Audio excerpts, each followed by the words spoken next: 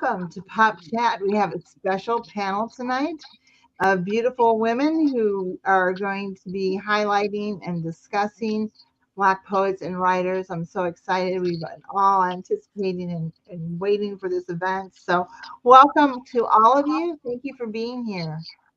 Thank you for having Thank us. you. Thank you for having us. It's a Thank you. pleasure. It's a pleasure. Now, one thing I'm going to do, I discussed this with earlier. We're going to be sharing some things kind of round robin in just a minute.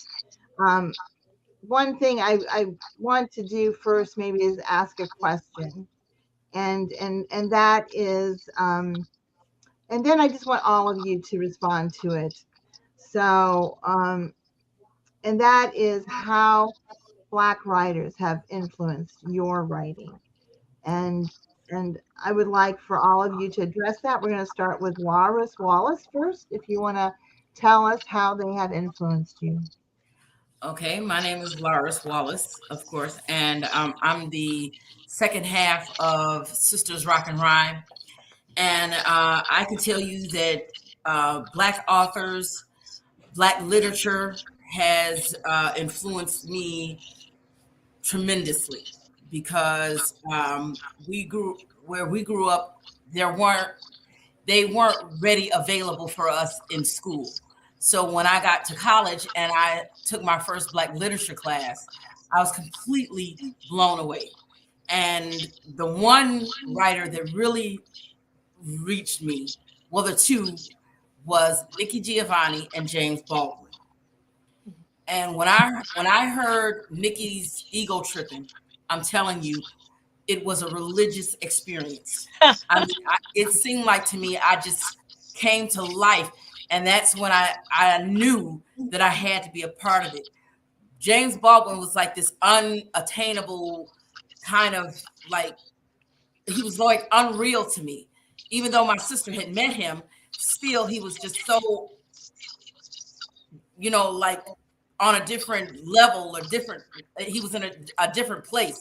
He didn't seem like he was real because he just meant so much to me. And even now, to tell you how important this man is to me, my son is in the Air Force. He is stationed in Germany, and he told me he goes to bed listening to James Baldwin because James Baldwin is soothing to him. And that's just how important those authors are to us. It's wonderful. Cheryl Jackson. That's a tough act to follow, but it is just, it's like a coming home to read Black writers. You have so much in common with them because you find that even though writings 30, 40 years ago are very relevant in what you write, and so much of the struggle that they dealt with, you find yourself dealing with some of the same issues of invisibility, of wanting to be seen, of wanting to be heard, of wanting to voice um, how you feel and have it be validated and have it be received. And so that for me is why we keep coming back to this great well, because we see ourselves in the writers, in Black writers. And there is a camaraderie, and there is, like I just said earlier, there is definitely a coming home when you experience their writings. Very good. Thank you. Maxine. Oh, wow. Wow. What do I add to that? Wow. Black writers, particularly poets, have always been a major thing in my home because my mother was the first Black poet that I ever knew. And it was from her that I catapulted into just everything. It went from my mom, Louise Bennett, Claude McKay, James Baldwin, Maya Angelou, Giovanni. I could be, listen, and it just, but what really, two people that really let me know that I could do what I wanted to do with poetry and be free, because it was a freedom for me. Poetry is a place where I can be free. I can be me, all of me, in every angle and every degree that I exist in flows through my pen. So black writing always, I'm a black woman. It's going to influence everything that I do as far as writing. Um, but I don't pigeonhole myself. When I first heard Edgar Allan Poe, I lost my mind. I said, oh, I could do that. I was like, wow, and then, I started hearing all kind of things, your slam poetry. My mother, her book was published by Luis Reyes Rivera. I grew up watching this man. I grew up on the street that Shirley Chisholm was on. This woman lived at the end of my block. So again, these are the people that fueled the passion of poetry and blackness and activism and just being expressive. Kudos to our forefathers and foremothers and the foundation layers of poetry. I pay homage. Very good. And of course, to every one Dan of you. Johns, Dan Johns, you're muted. There you go. Yes. Wow. I echo everything these esteemed poets said. I grew up in Louisiana, and we didn't learn about Black writers where I went to school. So just like Laris and Cheryl, when I got to college and took that first Afro-American literature class, it turned me out. I didn't want to read anything else. I didn't read novels by white writers. I couldn't. I had to read the message that spoke to my heart, the message that reflected who I was and who I am. I saw Nikki Giovanni as a freshman in college. She changed my life. I wrote my first poem after hearing Nikki Giovanni show up as this young, feisty woman who looked like us, unapologetic, telling her truth, ego tripping. It's so powerful. I won't dare recite it. I can't. I love seeing other people recite it, but it's so, I want to hold on to what I witnessed in 1976 when that young female Black poet turned me out. I like to say that Black poets are to literature what Katherine Johnson was to landing us on the moon. Wow. All right. Very good. Wow, that's a very strong statement. I love that.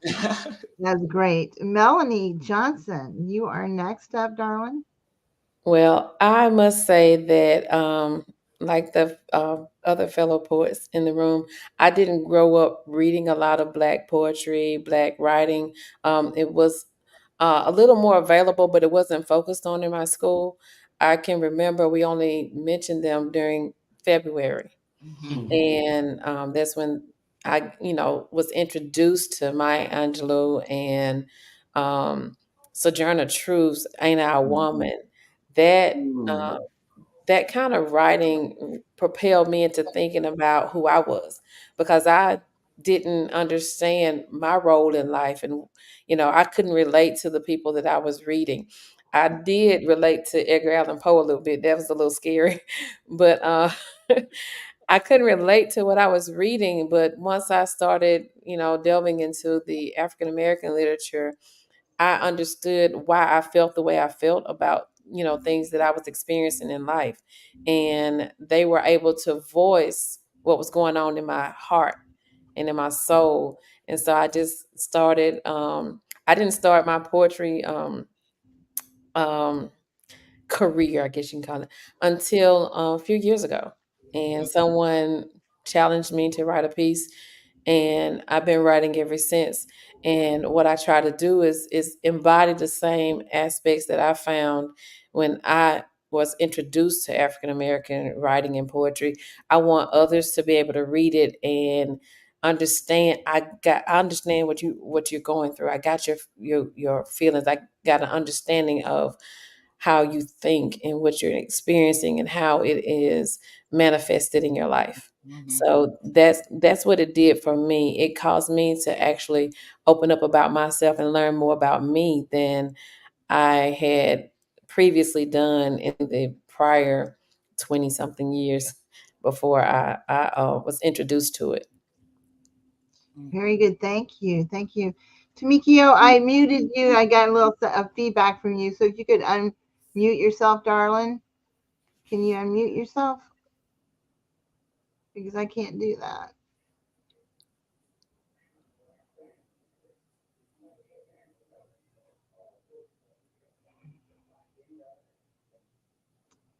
Can't quite get it. We're having technical Hit the little difficulties. microphone. She's on the phone versus the, I don't know if it looks different on the phone. Well, I think what we're going to do, you keep working on that.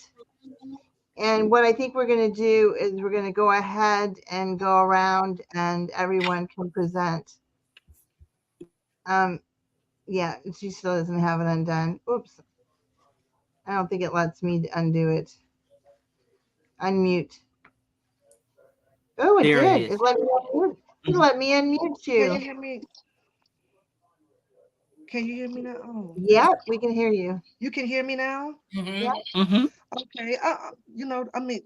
Oh, the devil is forever busy, but not tonight. Oh, okay. I mean, you all can still hear me, right? Yes. Right. Okay. Okay. I would say like majority of you all, I grew up not knowing much about poetry at all. Mm. Whether it was, whatever nationality that composed the poetry, I didn't know much about poetry. I grew up writing full novels by hand, and that's what I grew up off of. Novels, short stories, everything but poetry. And what really got me into poetry was maybe about a year or two ago when I started connecting with you all and networking with Facebook. I am getting more interested into writing poetry every day. I'm writing poetry and writing poetry, but how the poetry, black poets inspire me is like what majority of most of you said. They write poems with feeling from what they grew up from their experience. Their poetry expresses nonfiction, what they've went through, their heritage, their ancestors. It's not just, okay, we write poetry, just a few lines just to say something. I mean, to me, black poets, we we write from the heart. And majority of us, when we listen to black poetry and black literature, it's there. We can feel what they are saying. And to me, I'm going to say truthfully, when I read poetry from different nationalities, I don't feel the same thing. I feel more with black poets, women and men, because of what my ancestors went through, what my grandmother and my grandparents taught me. And, you know, it's it's the feel of black people writers. We have rhythm. I mean, we season our words is full of season. We know how to we know how to work it. I mean, I give credit to all the poets in the world, nationality, but it's you poems, you have to construct them in a way to where not just you can feel it, but everyone that's listening to you can they you have to make people feel your writing. And and now I'm writing more of black poetry. I'm writing more of um black novels and things. I do research on what black ancestors, what black people went through, and most of it is fiction, but that nonfiction comes into that fiction, and it creates that imagination for people that haven't experienced what we've experienced with the heart. They can feel what we went through regardless of our color and everything. But I've been introduced to Black poets, from the past, just by listening to you all, influencing you all. I mean, you ladies, seeing you every day on social media has really inspired me. You are so intelligent and so beautiful, and you're so creative, and you inspire everyone, especially our own, no discrimination, but we all are powerful in our own choice of words. And I'm mostly inspired by Black authors and Black writers, and I'm getting more into the poetry thing because I mean I'm feeling it. I'm feeling it. And I'm proud to be amongst you ladies, and I'm proud to be amongst to know I've learned more about myself. And you're right, we wasn't taught this in school. We wasn't taught this about Black poetry, Black writers, Black inventors were often held back and replaced. And we're just learning this today. Who really invented the lights? Who really invented the elevator? I mean, seriously.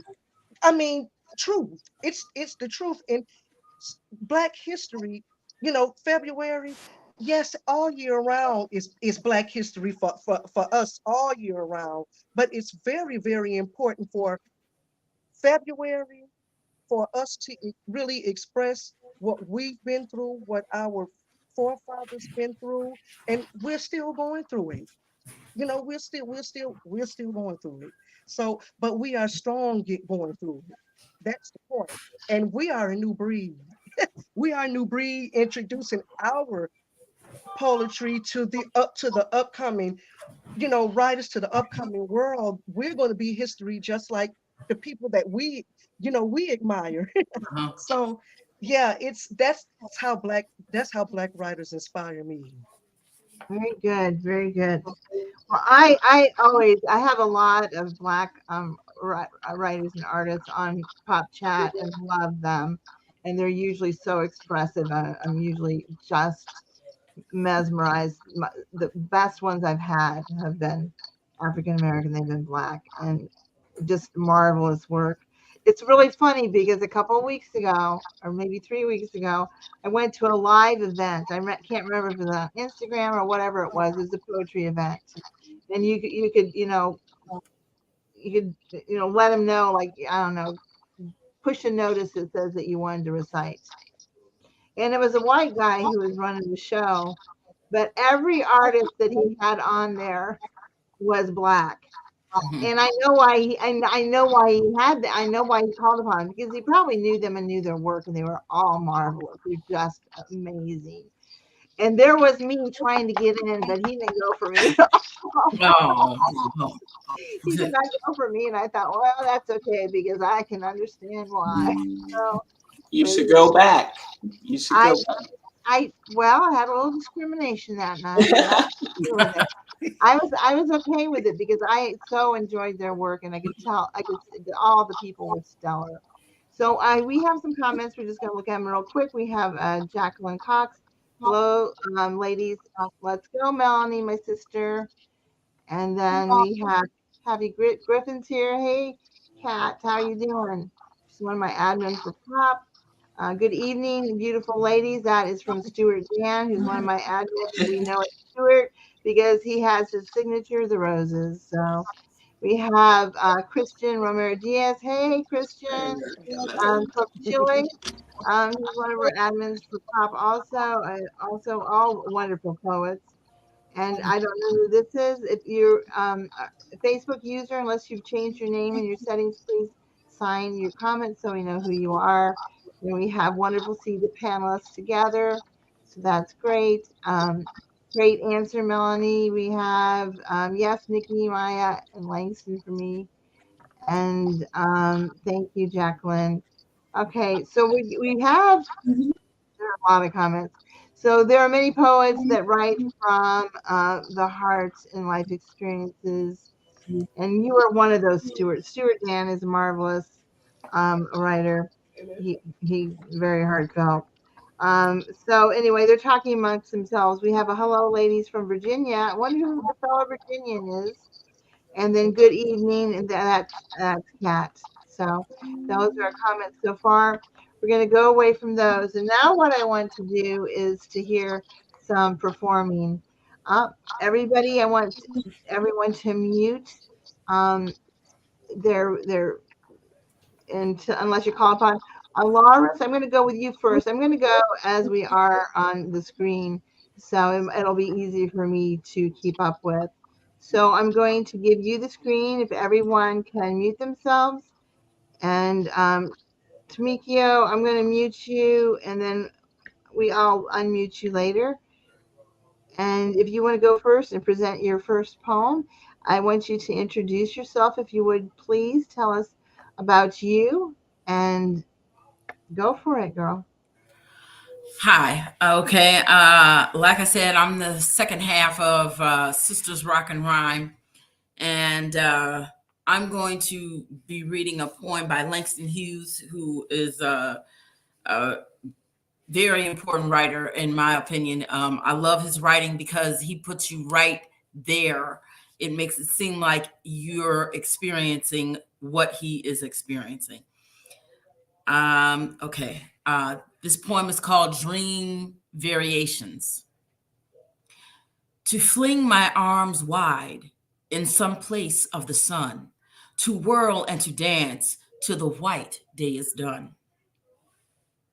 Then rest at cool evening beneath a tall tree, while night comes on gently, dark like me. That is my dream, to fling my arms wide in the face of the sun, dance, whirl, whirl, till the quick day is done.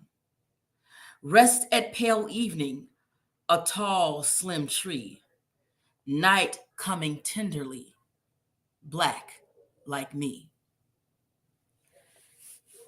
I love that poem.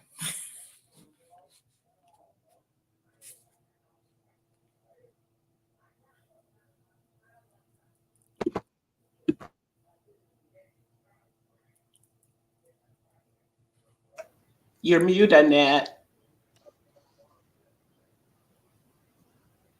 Of course I am. I hate muting myself because I always forget to unmute myself. And I could talk to the whole today and you all would be saying, ah. So Cheryl, I'm going to have you go next. And I might stay unmuted because I forget to unmute myself. So there you go. So if you would tell us about you, Cheryl, and then present your first poem, please. Okay. My sister said that she is the second half of Sisters Rock and Rhyme. That is a brand name that both of us we write under. And I'm really excited because our third book is finished, and it's been finished for a little while, but I mean it's like ready to go. And I was just so excited to talk to you and for you to host us all on Pop Chat. And I just wanted to say thank you for having us. I think this is like really a big deal, especially during Black History Month. And one of the writers that really just touches me in just major ways that I can't even verbalize, aside from James Baldwin, who I met in college, which was I was 19 years old, and so that was I was a mess because he was just so regal. He wasn't a man of a large stature, but just speaking to him, it just had me tongue tied. And one of the things that he said to me is, if there is something in you that you feel you need to write, then you need to do that. And I never really understood until all these years later just how invaluable that advice was. But I'm going to read Lucille Clifton tonight. And she has a poem which I just totally love because it celebrates women. And it's called Homage to My Hips by Lucille Clifton. These hips are big hips. They need space to move around in. They don't fit into little petty places. These hips are free hips. They don't like to be held back. These hips have never been enslaved. They go where they want to go. They do what they want to do. These hips are mighty hips. These hips are magic hips. I have known them to put a spell on a man and spin him like a top.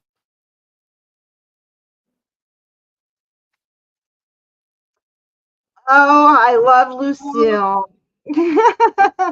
Thank you for talking about hips. So that was great. Loved it. Loved it. Loved it. Um, I could totally relate to that. So, all right. We have, I forgot, Laura's is your sister. So I remember you saying your sister was going to be here. So there you go. We have the sisters in the house. Next, we're going to go to beautiful Maxine. If you want to go ahead and unmute yourself, and if you would introduce yourself and present your first poem, that would be great. Thank you. Thank you. First of all, those were beautiful pieces, ladies. Beautiful. My sister's beautiful. My name is Maxine A. Moncrieffe. Most people call me Maxwinette. It's just a combination of Maxine and my middle name, which is Antoinette. I'm a publisher with Amazon KDP. I publish poets only. Why? Why not? So that's what I do. It's a business. I run two legitimate businesses: Plots Proofing and Promoting Services, which is my LLC, and a DBA, Cyber Clerical Associates. Cyber does with the publishing, and Plots Proofing does the promoting. And Plot stands for Poetry, Language of the Soul. Okay, and that's what I do. I help poets. I promote. I really don't do this reciting and everything or doing shows and events. I'm not that type of individual, but I do love poetry.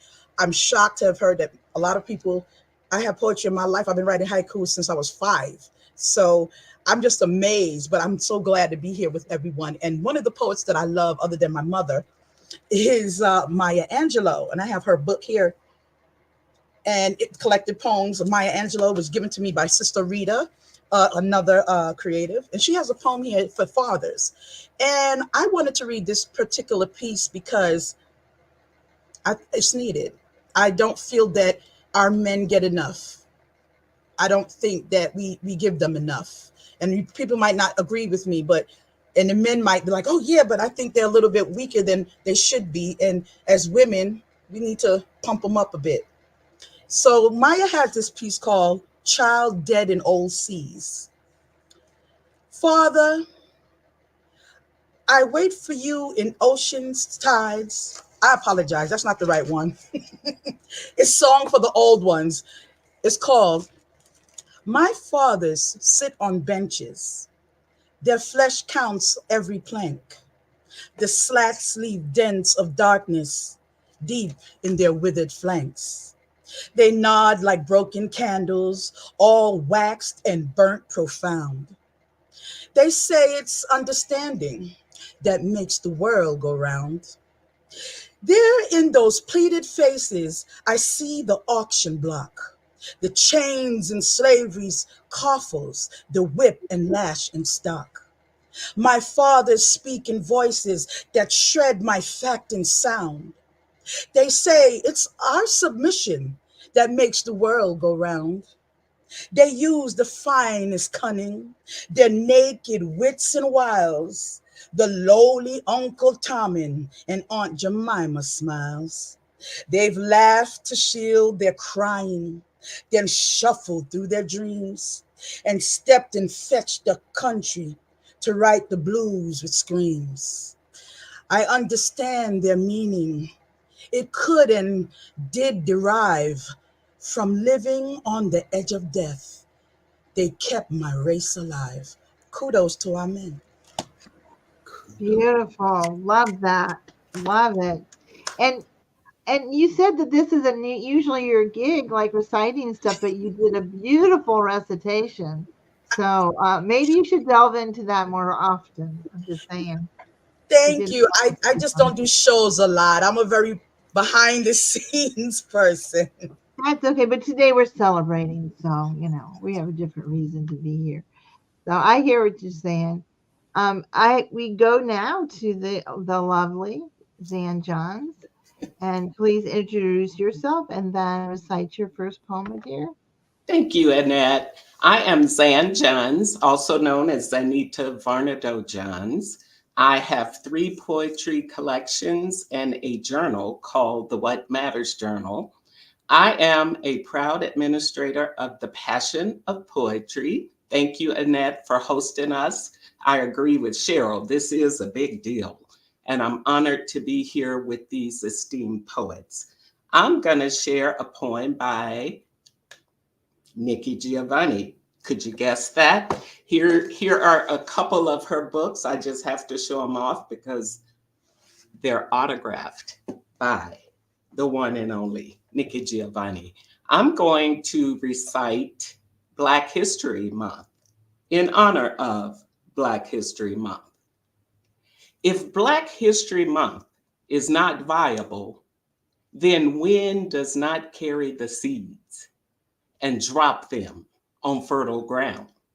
Rain does not dampen the land and encourage the seeds to root. Sun does not warm the earth and kiss the seedlings and tell them plain, you are as good as anybody else. You've got a place here too. That was Nikki Giovanni. Thank you. Thank you. That's beautiful. I can see why she is so popular. And yeah, I know we can't hear you doing all that stuff. I know, I know. Snap, snap, snap, snap. I don't have a very good snap, so it just kind of is a dull thing. I can do this. I can do, jazz hands or something. But so I next we're going love to that go to. poem. Love It that was poem, beautiful. Zan. Isn't that great? Hmm. Well, I was going to tell you if I were to recite Lucille Clifton, it would have been my hips. So I Really? love that you chose that poem. I love that poem. Yes. Melanie, the voice is up next. And if you will unmute yourself and introduce yourself and then recite your first poem, dear. Hi, my name is Melanie Johnson, and I'm an educator, a math teacher of all things, and I'm also an author, a poet, and a publisher.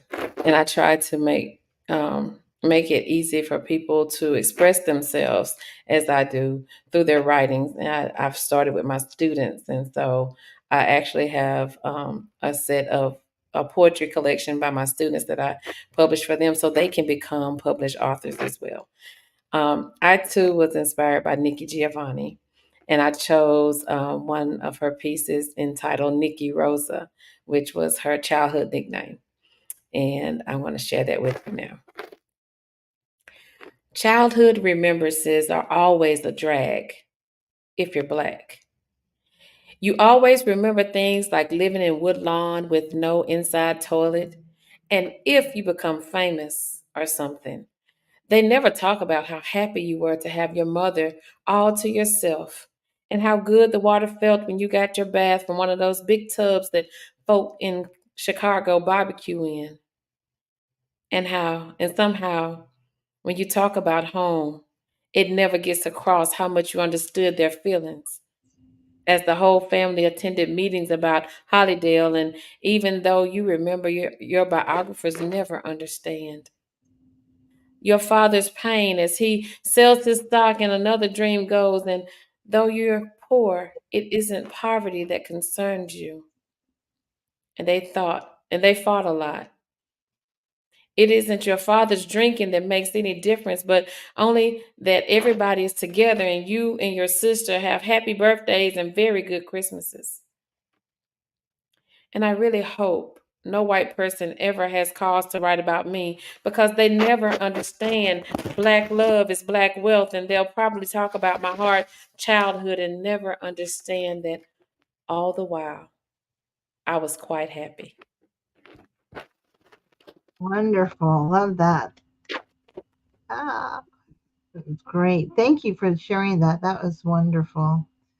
I'm so impressed with all this poetry. And we have a comment that says very impressive. That's from Stu because it's got roses. So he's sending roses to the lady. Tamikio, you want to unmute yourself, darling, or do I need to unmute you? Okay, you're unmuted, and you are going to take center stage. If you would please introduce yourself and recite your first poem, please. Yes. Hello, everyone. My name is Tamiki Dooley, and I'm a multi-award winning author. I'm also a published author and the founder of Tamiki Dooley Writers Coach, which is an organization supporting authors all over the world. And I'm happy to be a part of this today with you ladies and to learn so much more about Black history and poetry. And today I would like to recite one of many of my favorite poems by Langston Hughes. And the poem is entitled I Too.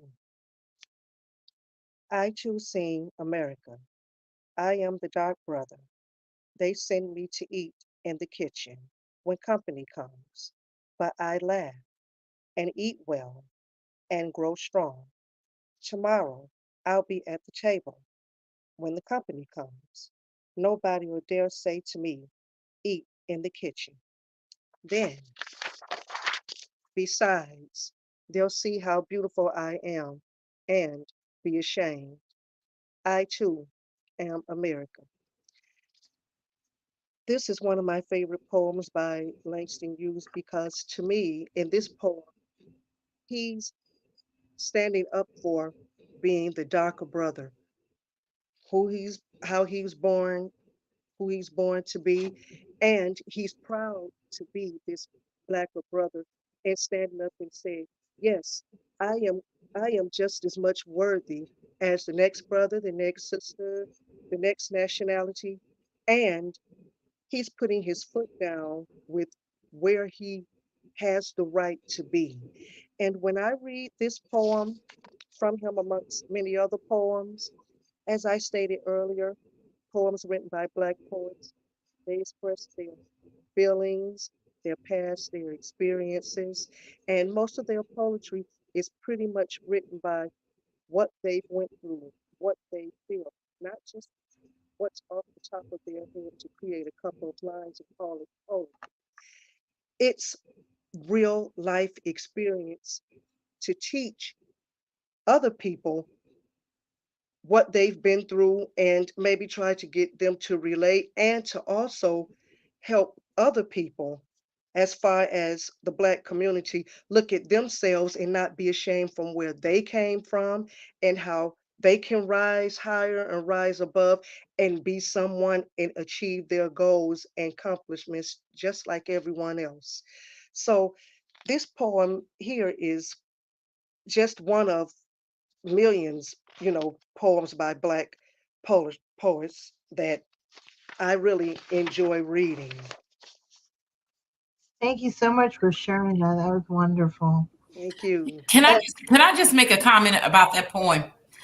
Um, I love Langston Hughes too. I have this is his collection. That particular poem, what that particular poem said to me was that he is American too, and that he may be eating in the kitchen today, but tomorrow he will be a guest at the table. And And that yes, is what that poem meant to yes, me. yes, yes. Yeah. Now Yep. that kind of segues us into I wanted to show a 3-minute video about Langston Hughes. Um, I forgive my ignorance for so many writers, and it's not just black writers. It's right. I don't do too much reading. Shame on me. So, but I really got intrigued with him. I listened to him being interviewed, listened to his works, and I was just very intrigued by the man. So we're going to show. I'm going to go to YouTube, and we're going to show a 3-minute video on Langston, if that is okay with everyone. Everyone's cool with that. Everyone, remember to mute yourself. Tamiki, I'm going to mute you and unmute you because I don't think you can do it. So I'm going to mute you, and I need to share screen And okay, so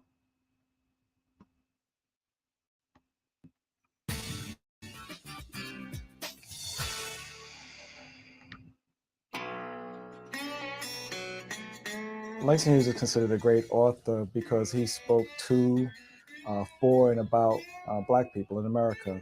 Poet, novelist, and playwright, Langston Hughes was the leading voice of the Harlem Renaissance. America was changing during the time that Langston Hughes was so popular. Black consciousness was becoming more and more public, more prominent. I think that Langston Hughes was important because he was one of the early figures to show the dignity and the beauty of ordinary Black life. He was one of the most visible of the younger Black poets, a new generation that described themselves as the new Negro. They covered new topics, took on new poetic forms, and sought a wider audience, and Langston Hughes was at the forefront of that. James Mercer Langston Hughes was born in Joplin, Missouri on February 1st, 1902. He wrote a lot about being lonely when he was young, and I think that was a tremendous part of the product of moving around so much.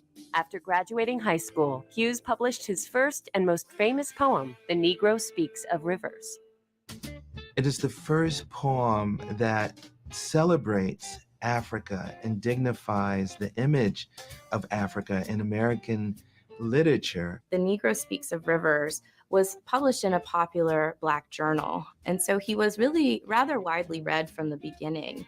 His poetry and his prose actually had access to everyday people. While studying at Columbia University, Hughes discovered the Harlem art scene, spending hours in jazz and blues clubs, weaving the rhythms of music into his work. Jazz and blues were great influences on Langston Hughes. He sought to capture the energy and vitality of the music in his poetry. He was very familiar with the Harlem nightlife. He knew the musicians, and later in his life, he would even collaborate with some of the key figures at that time, such as Duke Ellington. Hughes was a prolific writer and one of the first African-American authors who could support himself through his writing. Langston Hughes wrote plays.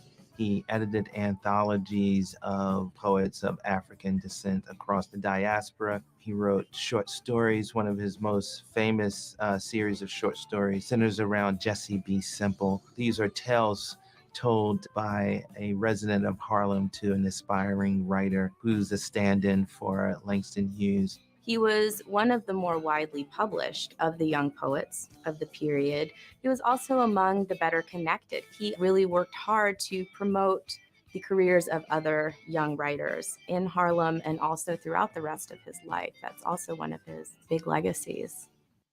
Langston Hughes died of cancer on May 22, 1967. His Harlem residence was given landmark status, a fitting tribute for a legendary writer. His influence, his ambition as a creative writer, his success, his accessibility. He wrote for the average person. He was not writing for college classrooms. He was not writing for the elite. All of those things, I think, require that we recognize and acknowledge him as a great American literary voice of the 20th century.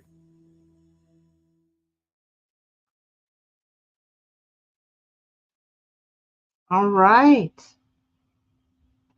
Langston Hughes, yes, indeed, a remarkable man, as many of these poets are. They're remarkable. I can't remember his name. There's a poet who won America's Got Talent a few years ago. Huh? Ivy? No, maybe not Miss Ivy. He just won last year, I think. Yeah, there's somebody that won. He's a spoken word artist, a Black man. He's marvelous. Yeah, he's I wish I could perform like that. Just and the thing is I think that's what Black poetry and Black poets have, is that they have this heartfeltness and this emotive component that I think is lacking in the rest of our writing. I mean, you can just feel it. It's raw. It's exposed. You can just feel it. So probably why I love listening to it so much. we're going to do the other round now. I We're going think to Annette, you're talking. I I think Annette, you're talking about Brandon Leak, I believe. Is that the young man Yeah, that you're that talking sounds about? right. Yeah, that sounds right. Yeah, he was marvelous. I'm mesmerized by his work. I think I watched all of his episodes on that show. Um, I'm going to go. We're going to do another round. We're going to start with Loris again, and we're going to share some more poetry. And I'm going to give the stage to you if you want to share your next poem, my dear. Okay, this poem is kind of piggybacking off of Langston Hughes. I actually wrote this poem with my son in mind because I wanted him to be proud of who he was. So this poem is called Black Like Me. Black like me. Black like who? Black like me. Black like you, black. So black you're almost blue. Dark chocolate, milk chocolate, even white chocolate, black. Black like the night, smooth and right. Black like the dark side of the moon. Rhythmically, erotically black. Like a Miles Davis tune. So black you're almost purple, mystical, magical, downright mythological, like Pharaoh inside his tomb. Black. Black like who? Black like me. That was marvelous. Thank you. So your writing is no less of a monumental thing than the rest of the writers. Great Oh, writing. thank you. No, Thank really. you. I think that you'll find that your talent. I'm going to find that your talents are just as good as the people that we know and that are well known. It's just that you haven't come to the surface yet. So yeah, She is more that reason. she is she She's is that amazing. prolific. And Oh, I am her biggest fan. So that poem that she just read, every time I hear that, I just want to just stand up and do a cartwheel because it's just everything. yeah, it is. It's a good, and then she's your sister too. So yeah, so you got that connection too, We're and all to sisters. have that love for each other is wonderful. So that's great, and the support. So There we're was gonna so go. much spunk and cadence to that, Laris. It was Mm. great. Thank you so much, Zan. I Great. appreciate that. Beautiful. Anybody else want to say anything before we move on? Beautiful, beautiful piece, beautiful piece. And you did it so effortlessly. So imagine if you decided to put a little poof in it. I know you didn't do it the way you do it at home. I know you didn't. Beautiful piece. Thank you Thank so you. much. Thank you. Hmm. I just wanted to say I was sharing the book with one of my coworkers, and she picked that poem out. She's like, "Oh, this is my favorite." So I got to make sure I let her know that she needs to catch this replay tonight. Oh, thank you. Thank you so much. Very good, very good. All right, Cheryl, we're gonna go to you next, my dear, and I'll give Okay. you the stage, and you share with us Okay. as well. I am going to read a poem that I wrote called Enchanted Hips, which is me giving tribute to Lucille Clifton. I bear witness and reaffirm Lucille's words. There is magic in these hips, child-bearing hips, narrow and sometimes wide hips, child-rearing hips, protesting, teaching, marching, and resisting hips, correcting hips, nurturing, switching, strutting, mesmerizing, hypnotic, curvy hips, captivating, fascinating, commandment loving hips, charming hips. I declare there is wizardry in these hips, Vice President and Supreme Court Justice hips, Speaker of the House, and I'm reclaiming my time, legislative historical hips. Lucille, I celebrate your words today and every day. hereafter. These bold and perfectly round hips have brought men to their knees throughout the annals of time. There is enchantment in these magical, spherical hips. Supreme Court Love it. Justice Love it. hips. Oh my God. Are Say these it. sisters rocking and rhyming or what? And when she said reclaiming my time, Thank you for doing that part. Oh yeah. and when she said reclaiming my time hips, I felt that. I feel that. Hello. Say it, Melody. Say it, girl. Man, my hips are shaking now. All right, Zan, All girl. right. Shake those hips. Shake them, I'm honey. telling you, ooh, I you're love making me that. want to bless them, child. Let All me right, prop them up a little bit. girl. Woo! Powerful. Keep rocking and rhyming. Love it. Loved it. Loved it. Loved it. That was wonderful. Y'all are great. Even more interesting to me is not just listening to the well-known people, but listening to the marvelous works that you all are presenting. So you all have a place in your own right in the literary world. So we are going to go to the lovely Maxine and mute yourself, darling. Thank And you. do you have one about hips too? I was born with those hips. I don't need to talk about it, darling. But beautiful. Here are my two books. I have to plug them. Poetry, Language of the Soul, and The Poetic Storm, Volume 2. I'm on Amazon. Just look me up. I'm going to throw a little thing in here now. I'm going to do a piece from The Poetic Storm. It's called My People, Who Told You That You Didn't Matter? Who told you that you didn't matter? When did someone take away the radiance of your shine? Do you even recall giving it away? What was going on when your heart forgot the right ways in which to beat? How do you wear that mask so well that hides the realness of you, yet never covers your soul as you lose the connection to your spirit? Where is that deceiver that fooled you into becoming a believer that you are less than who you are supposed to be? How pathetic they look as they try to break you, as they're unable to fathom the energy of your being. The powers that be blocking your destiny, a waste of time and energies, stopping you only if you feed into the dream. They manipulate, delegate, and try to separate you from the divinity within self. Careful, this is deeper than you think.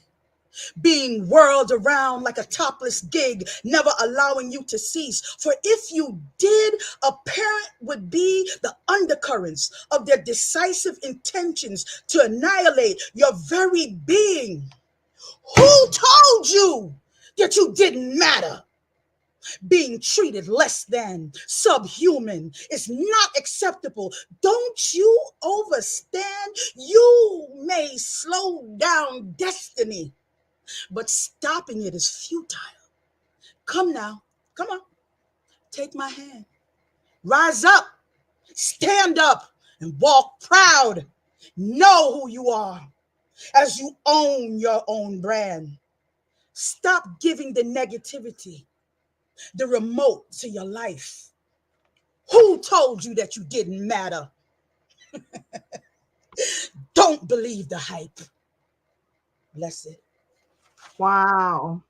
Wow, wow, wow. That's all I got to say to that. You got the wow factor. Wow. Yes. Not only your words, but your performance is just so Energetic. remarkable. Yes. So Thank you. Wow. applaud you. I Wonderful. felt every word of Yeah. that poem, Maxine. Every Bless, word. I felt it. bless Yeah. you. Thank you, sister. Sister And not Lars. to mention her book. If you don't have her book, you gotta get it. Hold it up again. Poetic Storm. That's the Whew. Poetic Storm. And we have this one here, Yeah. I think the next one ready, I'll read from my mother's book. I can't leave mama out ever. I That- actually have that book, Mhm. and that is going to be the next poem that I read. Uh, that is your book. I'm sorry, your book is the next book that's in the reading queue. Are you? You know what? Don't you Yes. start, guys. I get emotional. Don't do that to me. Are you going to give her a warning? Maxine, are you going to give her some warnings about the book? Which book are you reading? She gave me a heads up. Which book are you reading? I'm reading the one that you just read from. The Okay, blue one, that's the one I have. Okay. I'm honored. Thank you, sis. I'm honored. Love that. Love that. Okay, we're going to go to the lovely Zan Johns. Wow. How do I follow that? Drop the mic. I know, right? Well, the next poem that I'm going to read was inspired by Langston Hughes. Reading him as a teenager is very different from rereading him at age 60-something. So when I reread The Negro Speaks of Rivers and Let America Be America Again, I was inspired to write this poem. And it is titled Red River. I know a river filled with nightmares, ghosts of my people, ghosts of my people. Africa's rich brown skins whitewashed by American waters, lakes, ponds, and rivers too, especially the Mississippi. Muddy, meandering Mississippi, where the sun did shine, but gold turned to red. Blood of my ancestors. Blood of my ancestors, greeted with tragedy on America's treacherous soil, again and again, and 400 years later, yet again. Thank you. Remarkable. Thank you, Zan. That was wonderful. Wow. It makes a difference when you go back and read a poet now. It does. Experience is very different. Yes. Oh yeah. I felt, child. I felt those again. And again. Yeah. You made my neck. I just gave me chills, Zan. You already know I'm a Zan fan. So. You're one of my fans. Thank you. Yes, I am. All right. I am too. I am too. This is awesome. Thanks again for hosting us, Annette. It feels so wonderful. It feels so wonderful. I love it. And I love hearing. We're going to go to Melanie, the voice Johnson. Going to give her this page, and you share your next one, darling. Yes. It's funny that we just ended with I Am, because the next poem I want to share is entitled I Am. And I wrote this poem as a request from someone who had told me that their daughter had been called Harriet Tubman in school because of how her hair looked. And they thought they were picking at her, but she was actually inspired by it. And she wanted me to write a piece to give her some motivation to be who she is. So this is entitled I Am. A name is more than a label. It describes the character of you, the emotions you feel, the thoughts you have, even the things you do. There's an importance placed on that title, making it vital that you don't sit around idle, but instead do those things that make you proud to say upon your arrival, I am Harriet Tubman, conductor of the Underground Railroad. Born a slave, I risked my life to escape, and help others find their freedom along the way. 13 missions I helped to save, and not one life was lost on either one. But saving slaves was not where I was done.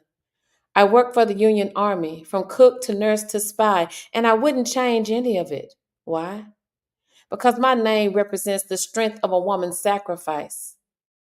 And that's why I'm glad to say I am Sojourner, Sojourner Truth, abolitionist and women's rights activist. I was slavery born, but that I did not stay, though my owner would try to have it the other way. I endured trading and harsh treatment from several of them until when I fell in love with the love of my life, they tried to condemn us, beating him and keeping us apart. And with a broken heart, I escaped with my daughter, having my son taken from me. I helped to lead others to become free, traveling the Underground Railroad, helping them find places to go. But I didn't stop there. Oh no. I was the first Black woman to win a case against the white man. Yes, I sued to get my son back and to hold him in my hands. But that victory was not mine alone, because my name is now well known. For I am Rosa Parks, civil rights activist. Early in life, I created garments with my hands, but I later became known for taking a stand against the corruptness of this land, segregating the world in black and white, indicating to be right, your skin had to be light or you would suffer without even breaking the law, unless they saw an opportunity to change it, rearrange it, like moving the colored signs on the bus, trying to make them superior to us, until one day I refused. You see, I had heard on the news of the acquittal of the murderers of Emmett Till, and on this day I was determined I will not move from my rightful place just to make room for their race. Yes, I was tired of all the mistreatment, and it was shown on my face. This brave act started a movement. With the Montgomery boycott, we marched for the improvement of the treatment of all. And no, I was not the first to answer the call, but together we stood and united we'd fall. So I vowed never to quit. And I'm glad I decided to sit, because I will forever say, I am Michelle, Michelle Obama, former First Lady of the United States. Coming from Chicago's South Side, I learned early not to let my situation devalue my pride. My parents worked hard to provide for me the kind of education which allowed me to think freely. Working hard despite meager beginnings, meeting opposition that I wouldn't let alter my position. No, I was on a mission to educate myself and not let this brilliant mind sit on the shelf. I worked hard to achieve the highest of honors in high school, college, and even beyond. I did not sit back and wait to respond. I went after what I wanted. Along with Barack, the city streets we pounded, working for the betterment of the community. I did not know the opportunity that would lie ahead. Nevertheless, I continued without dread to serve the people, showing those along the way that they could achieve their dreams no matter what others might say. Don't give up. Persevere until the end, because one day you will win on the world's biggest stage. Your life is remarkable and you can compete no matter the color, religion, or age. I had no idea the title that would await. First Lady of the United States. Yes, I am Harriet. I am Sojourner. I am Rosa. I am Michelle. I am you. Yes, you. Just like those before, you have the ability to. You can make a difference that can change someone's course. Your strength and determination are formidable forces. The life sacrifice before you were just there to reinforce that you can be what you want to be. Live your life unapologetically free. Blaze a trail for others to see themselves in you, so they too can know what it's like to say, "Hello, ma'am. Allow me to introduce myself. I am." Thank you. Woo! Powerful, powerful poem. Oh, I think oh, we just witnessed the I have a dream speech Say that. expression of Wow. our generation. Say that. Wow. I have goosebumps. Wow. Thank you. Thank you. Wow. Amazing. Absolutely. Mm. Melanie, It's a masterpiece. It's a masterpiece. Yeah. Generations will be reciting that. Oh yeah. Wow. Wow. Yep. Thank you. Yep. I hope Yep. you're Yep. publishing Yep. that, sister. Please. Woo. Is it published yet? Not yet. Let's Oh, go. no. Let's Oh, go. Come on. You. Oh, that I just just makes wrote it last year. it is like that's so marvelous. powerful. Yeah. Beautiful. Thank Wow. you. Beautiful Wow. piece. Wow. Wow. Mm-mm. See, and when you get the wow factor, it's always good, isn't it? Just all we Yeah. can say is like, wow, Yes. beyond words. And you And kept we going. lost, we I lost kept thinking you were Giselle done again. and you kept going. Well, when I was writing it, I kept thinking about, she started out being called Harriet, Right. and I was like, well, who else is it that somebody might pick at and say something about? But these women are strong and beautiful, and Yes. they show us that we can be what we want to be. We're not confined by what others may see. That's So right. Exactly. I wanted to make sure that they It knew is that. a masterpiece. Yes. Thank you. Wow. We Kudos. lost Tamikio. We lost. She came back as and the device was not connected again, and now she's back out. So maybe she'll come back. Okay. So what we're gonna do is whenever she signs on, then we'll go ahead and let her in. But right now we're gonna start our last round, and we're gonna start with Loris again. And I'm gonna give you the stage, darling. We're excited to hear what else you have for us. Okay. This poem is going to be in our new book that was just released. Um, this poem is called We Are Black Literature. It is a tribute to everyone that we have been speaking of today. It says, We are Black literature. We are bad like Nikki, deep like James, profound like Maya, prolific like Martin. We're smooth like Langston, uplifting like Zora, historical like Dunbar, timeless like Phyllis. We can weave a story like Gwendolyn, be the voice of our people like Malcolm, keep it real like Lucille, go back in time like Dudley, be as modern and straight to the point like Intisaki, because we are Sisters Rock and Rhyme, and we are Black literature, and Black literature is Sisters Rock and Rhyme. Loved it. Wonderful. That's great too. Wow. Tamikio is back up. Let me add her back to the stage. Hey, darling, you made it back. Yes, Okay. I'm ready. So we just heard Laura says that was a great poem. Thank you for sharing that. Marvelous work. And I'm going to give you the stage again, Tamikio, and then we'll go back to,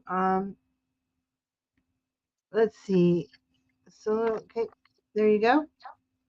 Hi. And actually, why don't you read? This is the second round. Why don't you read your last two pieces, just in case we lose you for some reason?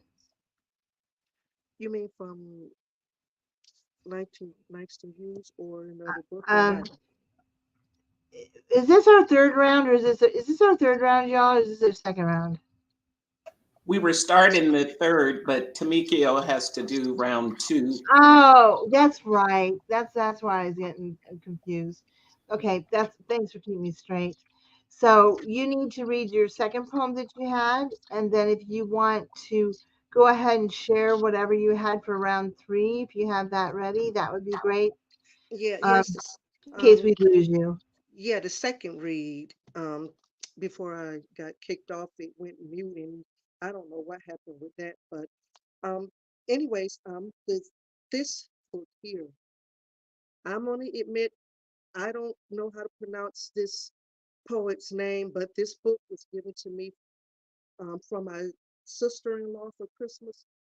Oh my God, this is the first time I've ever um, heard of Shameful, ever heard of this poet, and I've got partially halfway through her book, and I absolutely love the way she expresses her feelings in her life in poetry, short story, prose, it all.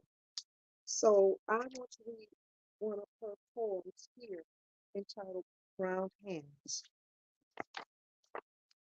Strong brown fingers, whipsy, creators of wet earth, the other worlds, black music, brown black music men, brown music musicians, black musicians, your horn, play my lips, wrap round my neck, pull out at red strands in my hair, molten volcanic sounds, ring melodies through my flesh, soft mint kisses in brown fingers, rhythms of my wanting so long, in the smalls of my back, between my thighs, searching, hoodoo, brown hands, my mouth open slightly, my tongue clings to itself, waiting, ready to catch the music. You spread my legs to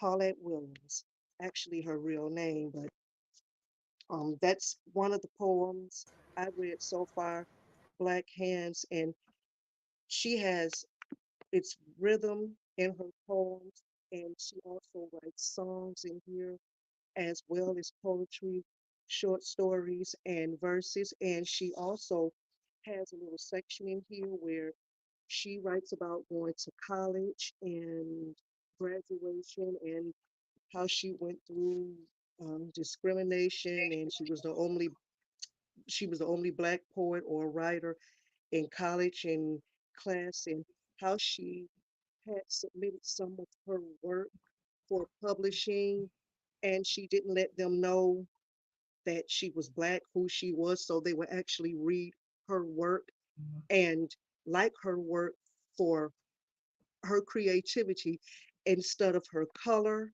So um, this is an extraordinary book, and she also has two novels over there where they are just novels about dolls that the character created, and she writes a lot of different literature in one volume in one book. And if most of you haven't picked up her book already, I would definitely suggest that you start with this one because she has everything in there, a mixture of all the literature in here. She's one of my favorite poets so far. Her name is Entuzaki Shange. Entuzaki. Yeah, Thank you. Yeah, beautiful. I'm new to her, and I never really just try to seek out how to pronounce her name because I'm so fascinated with her work and everything. So, oh my goodness, I just addressed her by her real name. Shame. Yep. Yeah. Yes. And do you want to go ahead and read another now? Your last one?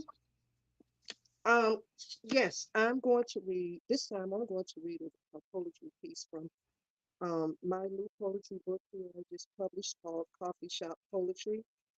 Nice. And it's a cute little poetry book with a short story in the front between two characters that met in a coffee shop, and they were both poets. And one of the poets started to tell his story to the lady he met in the coffee shop. So I'd like to recite the We're here. having a hard time with your audio and hearing you. I'm sorry. Now I can hear you. We were having a hard time with the audio. We couldn't hear you very well. I think we're good now. Can you hear me now? Yes, you're good now. You can hear me now? Yes, uh-huh. Okay. Okay. Okay. This poem is entitled Words Bleed Through Our Tongues. Our tongues allow the words to seep through. We alter prophetic words. Our nature influences the quality of our thoughts, reflecting appreciation or delicacy. We have the freedom to choose our topic conversation. The framing of the structure should be positive. Our tongues reveal our innermost thoughts. Poetry is our language. Our language communicates various meanings. Love, wisdom, and wings are all that's needed. A sparrow soaring high in the sky. We will express through emotions, through our tongues. One of my poems here is page 66, Coffee Shop Poetry. That was beautiful. Thank you for sharing that. Thank you. Thank you for sharing. That was beautiful. I, Beautiful. I actually I actually have Tamikio's book, and it is a beautiful book. It's And just thank you so much. And thank you so much for the real honest review. And and what I love about that review that you gave me, you told me why you gave me those stars. I've often had people tell me they've given me like maybe 3 or 4 stars because my books are too short. Why don't you write longer books? And that's the reason why they gave, you know, I didn't get the full 5 stars because I didn't write, all because I didn't write longer books. But I accept those stars because at least the reason at least they loved it. That's the point. I didn't get those stars because they didn't like it. It's because the books are some of my books are too short. It's But because they wanted more of you. That should be a compliment. right, right, yeah, exactly. exactly. But that's encouraging me to write more longer books. So I can get when I mean, I wouldn't say that I write short books sometimes because I'm lazy. I get to the point when I write. I don't get that extra thing like most writers. They just write and babble things that are totally irrelevant to the story. And that's what makes my books kind of shorter. I'm there. I get right to it and I'm done with it. But that's a something that I do need to work on, writing longer books, especially poetry books, because poetry is it, everybody is more, poetry is coming out more now. So everybody's reading poetry more than novels and, full books because I don't know, you know, maybe in poetry, we can understand it more and quicker than we can reading a short novel, or reading a full novel. With those little length of words, we can understand those little length of words quicker and relate to those length of words than we can reading a full novel. So, I mean, poetry, it's a lot going on. It's a lot going on with poetry now, and I'm really um inspired to write more poetry books, and I will longer poetry books. Yeah, well, keep writing. You do a great job. It's marvelous to hear your work. And Cheryl, Mhm. Cheryl, are you up next, darling? Yes, Huh? I'm up next. And Okay. this is hard for me because I've already done a Lucille Clifton poem. So I'm just gonna go back now to my first love, James Baldwin, and close it out with one of his uh, poems. The poem that I read, which was the second poem, Enchanted Hips, that is from our new release of Sisters Rock and Rhyme presents Poems in the Key of Life. So that is a new poem from that book. But I'm going to close this out now with The Giver by James Baldwin.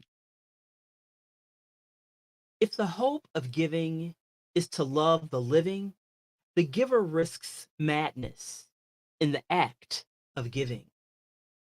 Some such lesson I seemed to see in the faces that surrounded me, needy and blind, unhopeful, unlifted. What gift would give them the gift to be gifted. The giver is no less adrift than those who are clamoring for the gift.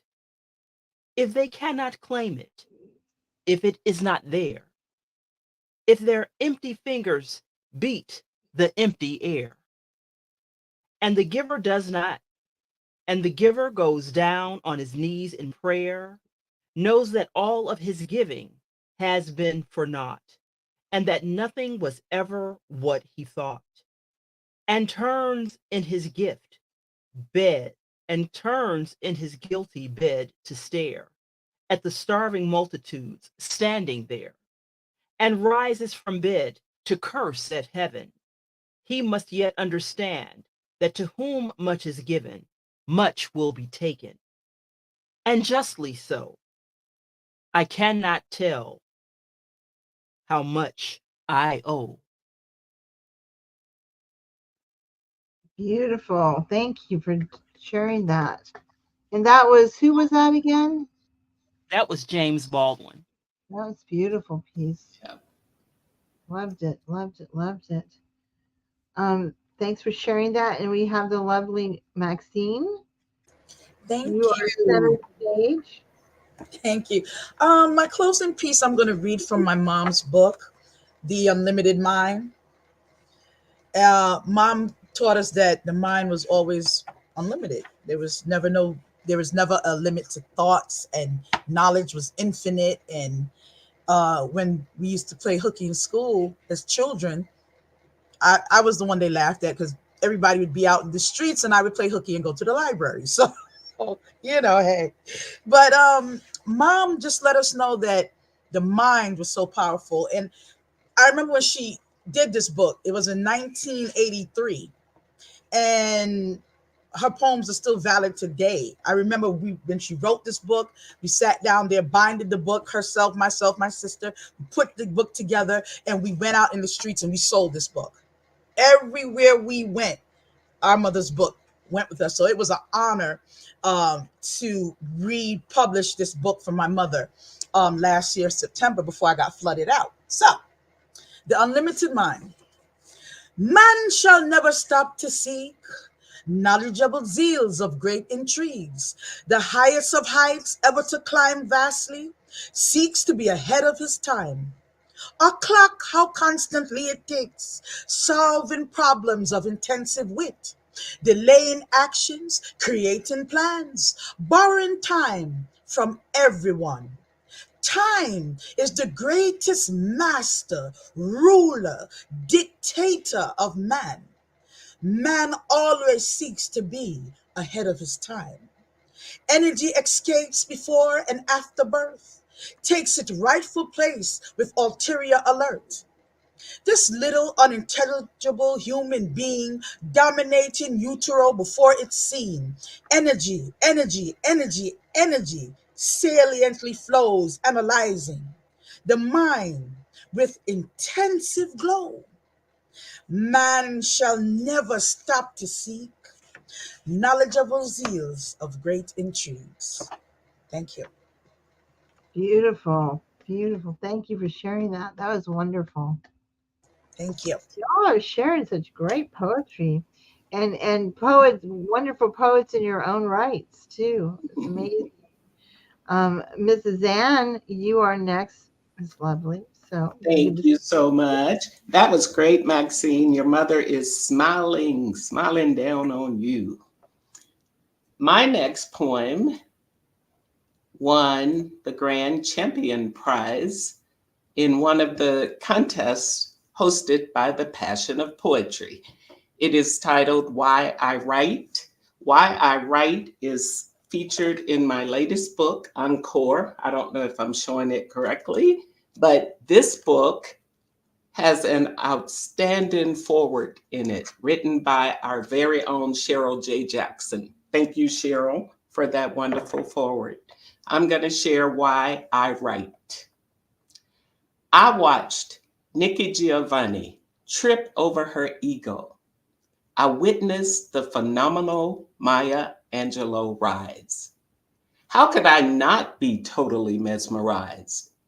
Countless strong women preceded me, surrounded me, nurtured me.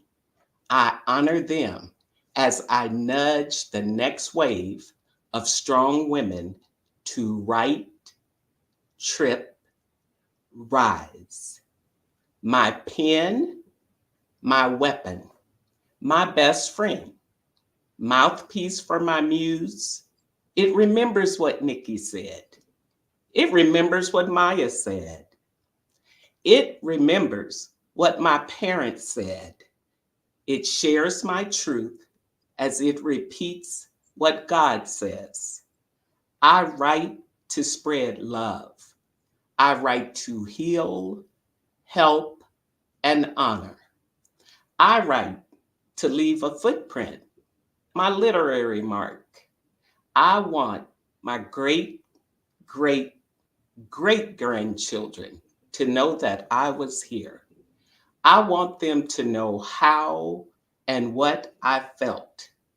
I want them to speak their truth.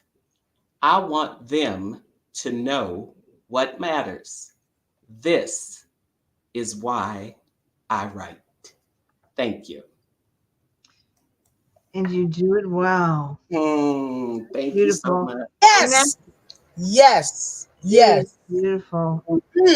That was awesome. Maxine, what an honor it was. I'm sure your mom was looking down in heaven and saying, Oh, thank you. she read my poem.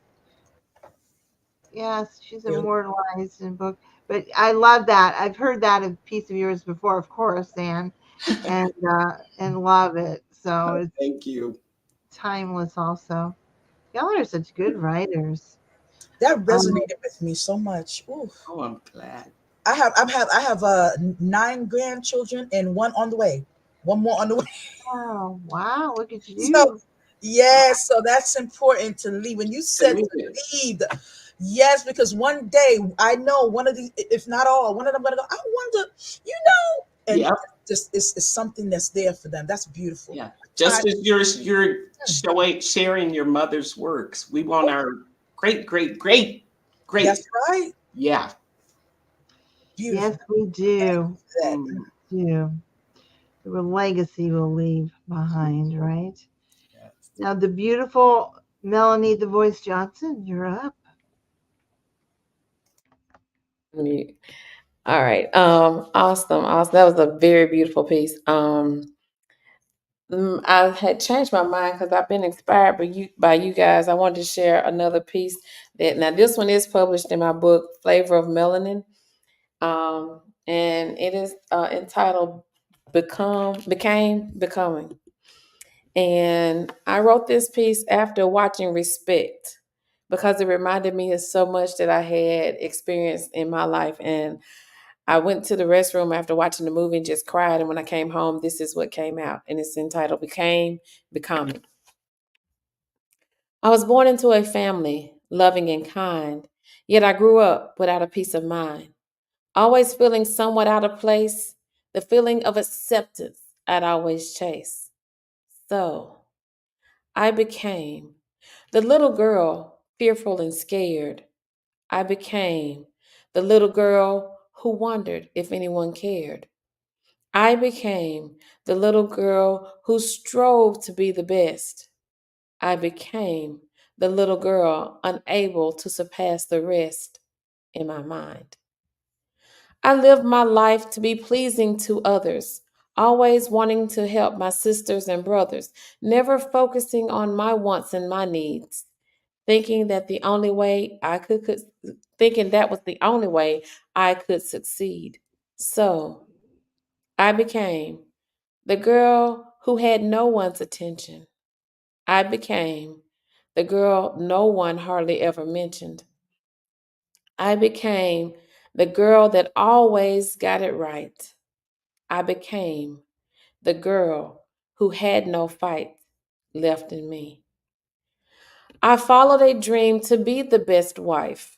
I put my desires aside and lived his life. Feeling I was trying to breathe and gasping for air, what I thought was a dream was actually a nightmare. So I became the lady who learned how to be silent. I became the lady living always to be compliant. I became the lady who was like a trophy. I became the lady who desired just to be free from pain. Then he came along and opened my eyes, and it wasn't until then that I began to realize my worth was not in anyone's hand, and that was difficult to understand. But I became a woman full of knowledge and wisdom. I became a woman who was no longer a victim. I became a woman ready to step into her season. I became a woman who no longer needed a reason because I am delivered, I am free, I am whole, I am becoming me. Thank you. Beautiful. Beautiful. Thank you. Wow. Woo! Oh, I love I that. love it. Yes, Thank you. I love that that. was beautiful. That was so beautiful. That was beautiful. That oh, was beautiful. Thank you so much. you're so beautiful. Wow. Thank you. You just gave me a hug. Thank you. It's funny you say that because when Melanie started, I wanted to hug her. Yes. Oh, Yes. Mom, Y'all, did you? I y'all wanted don't to believe do this. this. Yeah. I am a hugger, and at my Me school, too. all my kids come by, even the kids I don't teach, they stop by my room every morning to get a Get hug. a And hug. some of them, I don't even know their names. And Yes. I don't know, but thank you. That poem came from a really hard place because I was a Yes. domestic abuse survivor, Bless and you. it was Bless really hard to go to see that movie, and it just inspired me that I needed to open up and show people that you don't have to be what you have been in the past. You can become what you're desired, what you desire to be. And That's so right. that's what I am. I'm becoming. Wow. That's right. And when you go deep inside, that's where the good stuff is. Oh, Mm. Yes, yes. y'all know that the sweetness is always in the center. Why do you think they make pastry like that? They put all that stuff on the outside, but the good stuff is in the middle. In the middle. Yes, yes, yes. Where Love your that. soul is. Beautiful. Beautiful. Mm. Thank you. Thank you so Thank much. you for sharing. Such strong writers, all of you.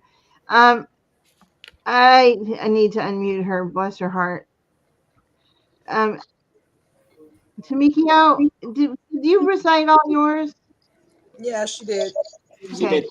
I thought so. I just didn't want something to happen. I thought she did, and then I thought, well, what if I missed her? And then afterwards, I only got to recite my two. But what a pleasure it is not only to hear you all share the works of the great Black writers, but that you too are all great Black writers, and that you have your own legacy that you're creating and that you will leave for generations to come. And someday somebody will be having an event like this, and you'll be in the spotlight. Yes. Imagine that. Yes. They'll make Yeah. a Thank you plaque with so our pictures on there. Yeah. thank you so much, Annette, for hosting us and Yes. allowing us to commune with you and share our works and share the writers we love. Yes. Thank you so much. My Thank you. pleasure. It's been a delight. And um, wow, y'all did a lot of wow factors tonight in your poetry.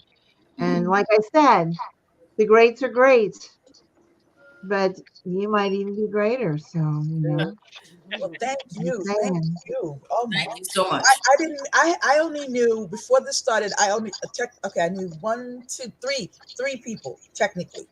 Hmm. And I met three extra people that are just awesome. I think everyone here Mm. is so beautiful. And I thank you so much for not just having this platform, but it's beautiful when we can connect, especially, and every sister sitting here is gonna, we have such a disconnect amongst our women. So for us as sister queens to sit here, I pay homage and kudos to each and every one of you. Thank you. I'm bowing gracefully. Thank you. Oh, thank Thank you, you my sister. all. Thank you. Wow. Thank you. Thank you. And thank you, Sister Annette. Thank you. Bless. Yes. Oh, Oh, y'all doing the heart We thing? need a screenshot. Can anyone do a screenshot? Oh my goodness. it's Oh, beautiful. original. Beautiful. Beautiful. 3D, Awesome. You 3D. guys are just awesome. Beautiful, beautiful. And I look for, we should do this again. It's just I don't know. I will be contacting you all because we have to wow. Yes. Awesome. Awesome work. Thank you. It has been such a pleasure. Such a pleasure. I was just thinking, I was sitting there looking at Cheryl with her camera, and I'm thinking, I forgot to do screenshots. I don't know if anybody did any screenshots, but I forgot to do that. But we have a whole video of the event, so it's not That's like it's right. not There you recorded. go. This was So, fabulous. Really was. It was. It really such, was. such a pleasure to meet you all. You all are wonderful, strong women with power behind your pen, and encourage you to keep writing and doing what you're doing. You're marvelous. So Thank you so much Thank you. for hosting this forum for us. Thank you.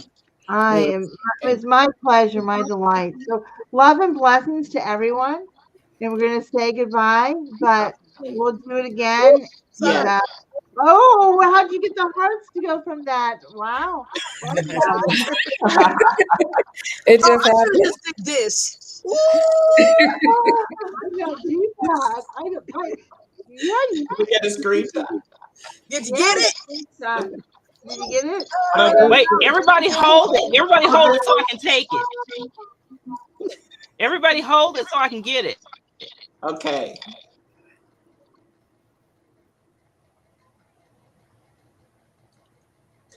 Got it. Got it. Beautiful, Thank you beautiful to show. everyone who tuned in and watched. Thank you so much. Thank you. And please share this video. It'll be posted on Facebook and YouTube, and I'll be sharing that with you, and then you can disperse it accordingly. So, Oh, lovely. thank you so much for letting me be a part of this. I really Thank appreciate you, Annette. You're Thank you. pretty Thank phenomenal you. yourself. Yes. Thank you. Oh, and thanks Yes, to all the indeed. viewers and the supporters and the people in the comments. Thank you so Yes. much. Thank you. Indeed. Thanks for Thank you so much. Love and blessings to everyone. I sent Y'all have a- friend requests. yes, ma'am. Bye, Good y'all. night. Bye-bye. Good night. Good night. Good night.